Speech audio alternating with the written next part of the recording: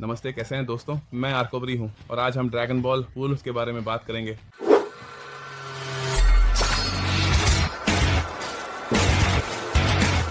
नमस्ते, कैसे हैं दोस्तों। आज के दिन हम फिर से ड्रैगन बॉल के बारे में बात करेंगे, लेकिन जैसा कि आप यहाँ देख सकते हैं, हमारे पास जो टुकड़े हैं वे इतने आम या साधारण नहीं हैं। ये चॉकोलीट कंपनी से संबंधित है। यह एक कंपनी है जो हांगकांग में है और एक विशेष समर्पण के साथ यहाँ मास्टर स्टार पाइस लिखा है। उन्होंने इन टुकड़ों को निकालने के लिए सहयोग किया। पहले ये सोन गोकू का था, अगले साल उन्होंने गोहन को निकाला और मुझे लगता है कि बाद में यो का 2 और टुकड़े आए, जो एक वेजिटा सू था और बाद में योता एक और गोकू। तो ये टुकड़े अगर आप इन्हें खरीदना चाहते थे तो केवल हांगकांग में ही खरीद सकते थे और इन्हें वहीं वितरित किया गया। लेकिन यहाँ सबसे दिलचस्प बात यह है कि चॉकलेट कंपनी संग्रहणीय आकृतियां बनाने में नहीं लगी है, बल्कि वे कपड़े और पहनने के सामान बनाते हैं और डिज्नी जैसी कंपनियों के साथ, ऐसे एनीमे कंपनियों के साथ सहयोग करते हैं, लेकिन केवल पहनने के लिए, सीखने के लिए। जैसा कि गोकू का ये एक बड़ी सफलता थी, उन्होंने बाद में, जैसा मैंने कहा, सोन गोहन को निकाला और एक महत्वपूर्ण तथ्य के रूप में, और ये संग्रहणीय संस्करण ड्रैगन बॉल श्रृंखला की 30वीं वर्षगांठ के लिए लॉन्च किए गए थे। इसीलिए चॉकलेट ने इन विशेष आकृतियों को निकालने के लिए टॉय एनिमेशन के साथ सहयोग करना चाहा, और जो उनके पास है वह यह है कि वे कहते हैं कि हम सब कुछ साफ और स्पष्ट रखेंगे। तो ये आकृतियां जो चॉकलेट के विशेष संग्रह से संबंधित हैं, जो केवल हांगकांग में बेची जाती थीं, आप उन्हें उनकी वेबसाइट पर पहले से खरीद सकते थे, लेकिन अब आप उन्हें वहां नहीं देख पाएंगे। जैसा कि मैंने कहा, यह 30वीं वर्षगांठ की एक विशेष सहयोग थी। बाद में इस आकृति की बड़ी सफलता के बाद उन्होंने सोन गोहन को निकाला। अगर आप ध्यान दें होते तो अब कुछ नहीं आता, कुछ भी संकेत नहीं देता, और पीछे की तरफ से बॉक्स भी थोड़ा अधिक साफ दिखता है।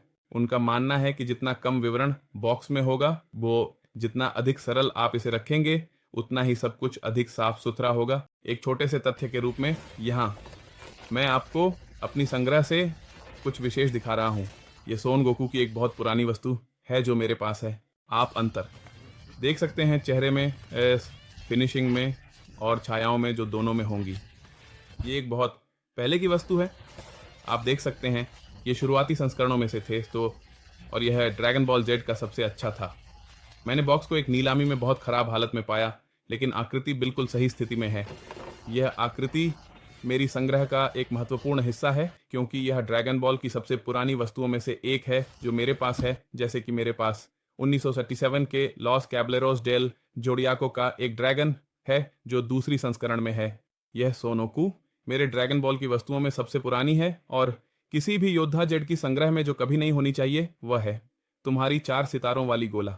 तो अब अनबॉक्सिंग की ओर चलते हैं, जो हमें दिलचस्पी देता है।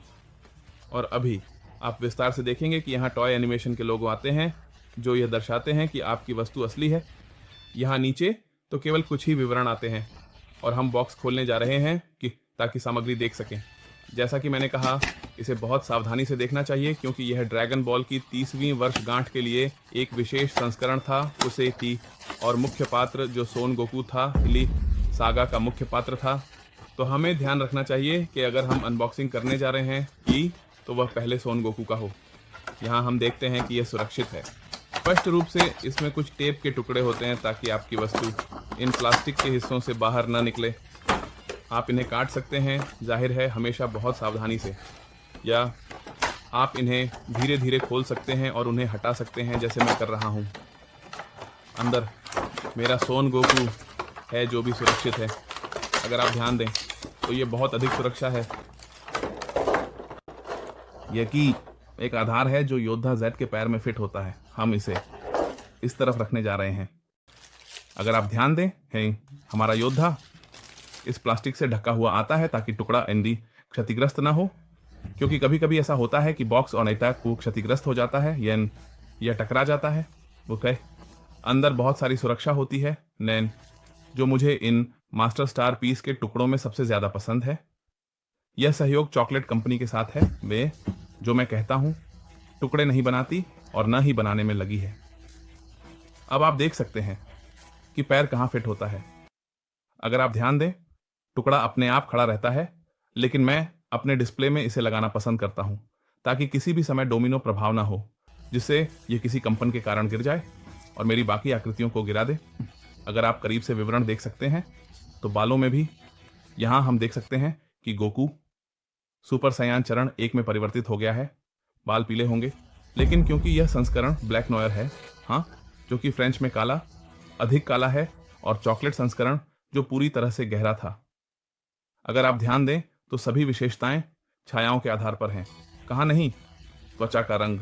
लेकिन अगर आप छायाओं के हिस्से में ध्यान दें तो छायाएं बहुत अच्छी तरह से सीमांकित हैं। यहाँ दाहिने हाथ में आप पीछे के हिस्सों में छायाएं और सामने के हिस्से में प्रकाश के प्रभाव देख सकते हैं। यही बात शर्ट के साथ भी होती है। पीछे के हिस्से में थोड़ी अधिक छाया होती है और सामने के हिस्से में ग्रे और गहरे रंग के टोन दिखाई देते हैं।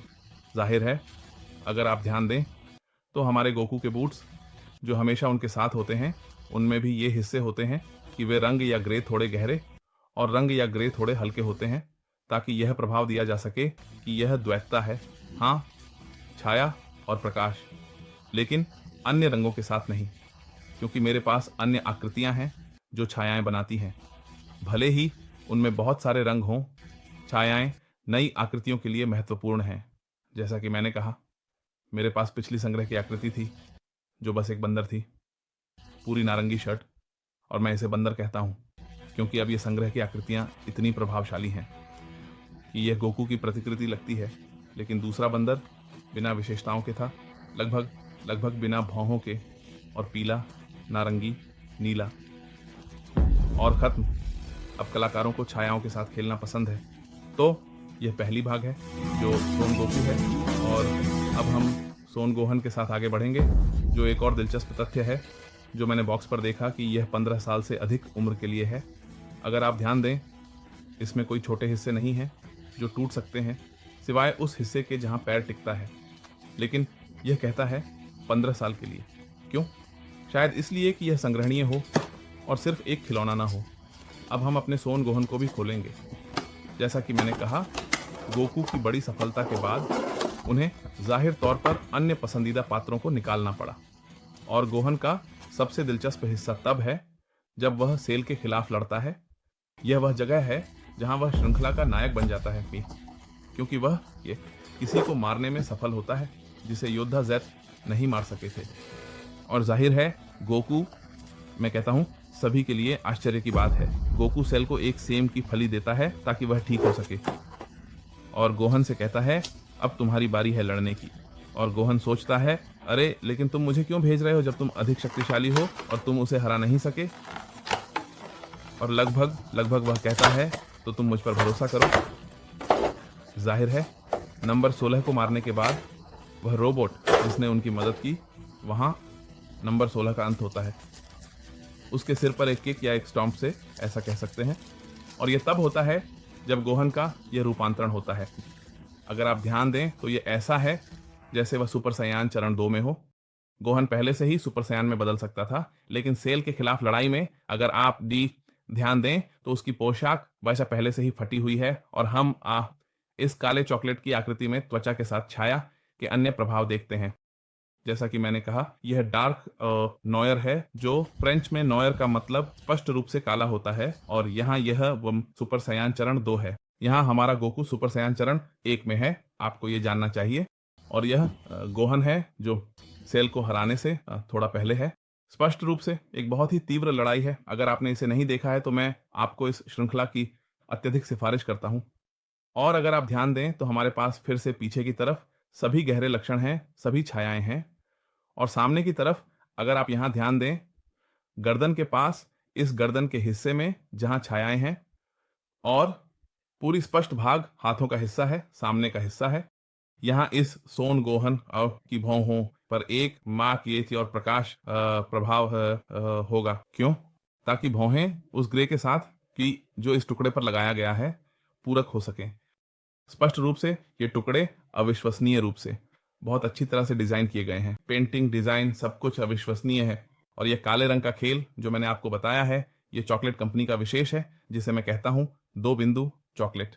और यह स्पष्ट रूप से हांगकांग ए चके का बिंदु है। वहीं पर आप इस कंपनी का पेज पा सकते हैं, लेकिन आपको ये आकृतियां नहीं मिलेंगी।